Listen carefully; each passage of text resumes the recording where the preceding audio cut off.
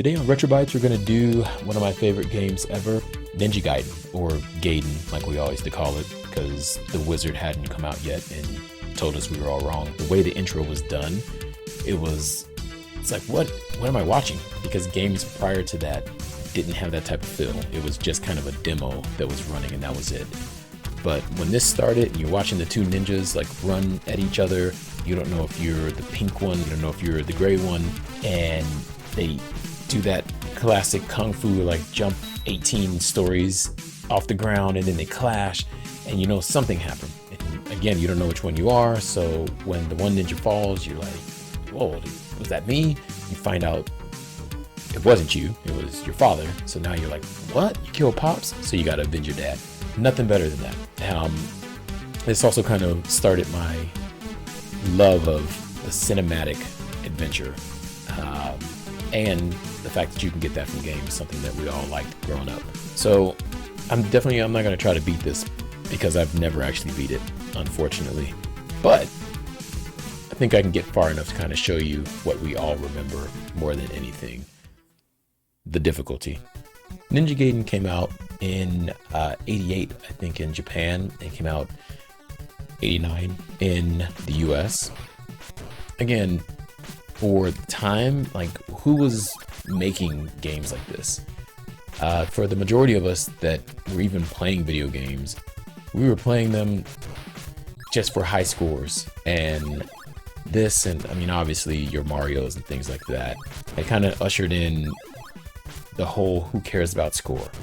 The majority of these games still had a score for you to get, but you didn't care about that. Especially in something like this, what you cared about was winning and getting past whatever mayhem they had placed in front of you. The wall jump, man, if you don't master that, good luck. The other thing that I thought was awesome about this game was the weapons that you would get. And for the time, this had a pretty good amount of, different weaponry for you. This is not necessarily the weapon that I would use against this boss. My opinion, best weapon in the entire game is the buzzsaw. Hands down, buzzsaw.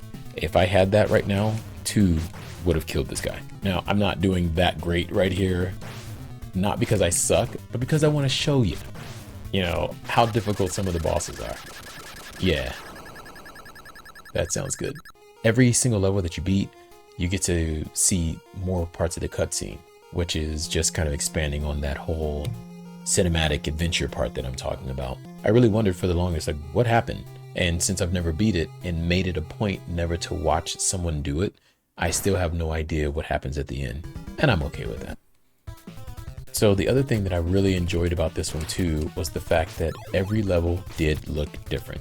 I mean, that sounds ridiculous to think about that now, that that's even a thing, but yeah, most levels in games at the time looked just the same.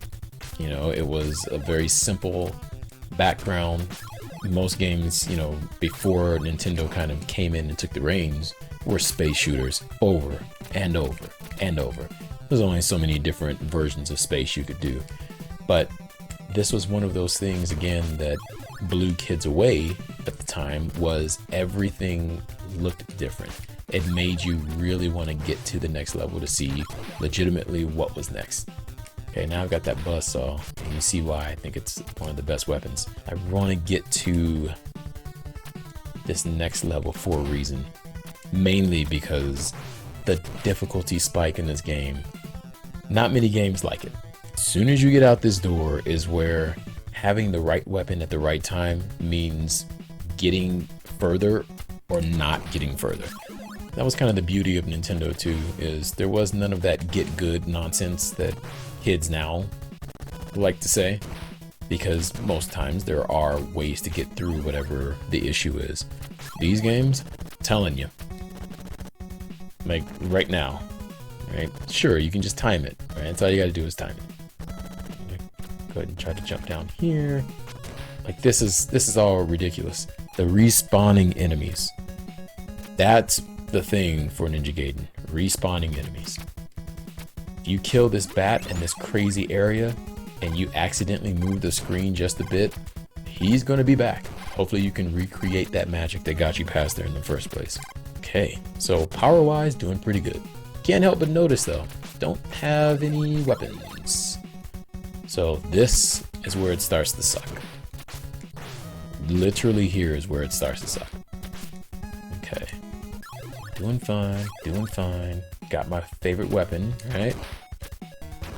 Now you saw that jump, you saw the enemy placement. What could you do there if you didn't have that weapon? And now I don't have it. All right, I've got one I can use. Wish I didn't use it there. Okay, here we go. What are we gonna do? What? That's what we're gonna do. That's, yep, there you go. Easily one of the best games on the system. Would this have been a system mover? No, I think it would have moved kids to play outside if this was like the first game that came out with this system. It's just that difficulty is what it is. That. Well, that's about it for Retro Bites. Catch you guys in the next one.